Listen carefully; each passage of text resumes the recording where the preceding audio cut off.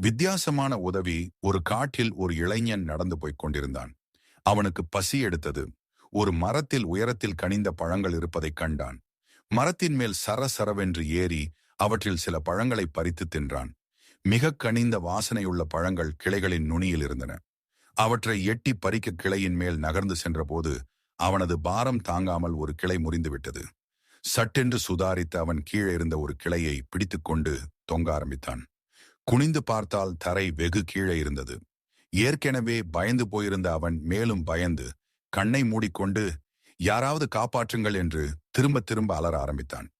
உள்ளங்கை வியர்த்து வழுக்க ஆரம்பிக்கும் நிலை வந்துவிட்டது. தற்செயலாக அப்போது அந்த பக்கம் ஒரு முதியவர் வந்தார். மரத்தில் தொங்கிக் கொண்டிருந்தவனை பார்த்தார்.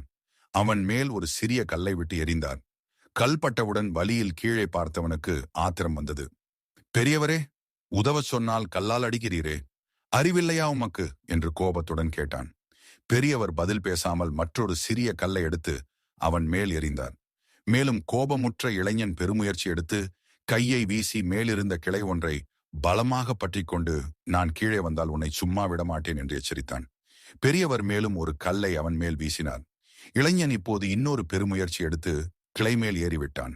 விடுவிடுவென இறங்கி வந்த அவன் நேராக பெரியவரிடம் வந்தான். அவரை சரமாரியாக திட்டினான். ஏன் அப்படி செய்தீர்? உம்மை நான் உதவிதானே கேட்டேன் என்றான். பெரியவர் அமைதியாக சிரித்துக்கொண்டே, தம்பி, நான் உனக்கு உதவிதான் செய்தேன் என்றார். இளைஞன் திருதிருவென முழித்தான். பெரியவர் விளக்கினார். நான் உன்னை முதலில் பார்த்தபோது நீ பயத்தால் உறைந்து போயிருந்தாய். உன் மூளை வேலை செய்யவில்லை. நான் கல்லை விட்டு எரிந்ததும் பயம் மறைய ஆரம்பித்து நீ என்னை எப்படி பிடிப்பது என்று யோசிக்க ஆரம்பித்தாய். யோசிக்க ஆரம்பித்தவுடன் நீயாகவே உன்னை காப்பாற்றிக் கொண்டு கீழே இறங்கிவிட்டாய். உன்னை உன்னாலேயே காப்பாற்றிக் கொள்ள முடியும் என்று உன் அறிவுக்கு முதலில் புலப்படவில்லை. உன் பயம் உன் கண்ணை மறைத்துக் கொண்டிருந்தது. அதிலிருந்து உன்னை நான் திசை திருப்பினேன் என்று சொல்லிவிட்டு தன் வழியே அவர் போய்விட்டார்.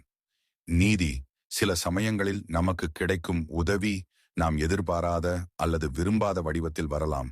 ஆனால் அதுவே நமக்கு தேவையான உந்துதலாகவோ அல்லது தீர்வாகவோ அமையலாம் இருக்கும். இது போன்ற கதைகளுக்கு கதைகள் ஆரம்பம். சேனலை லைக் பண்ணுங்க, சப்ஸ்கிரைப் பண்ணுங்க. கீழே இருக்கிற பெல் பட்டனை மறக்காம கிளிக் பண்ணுங்க.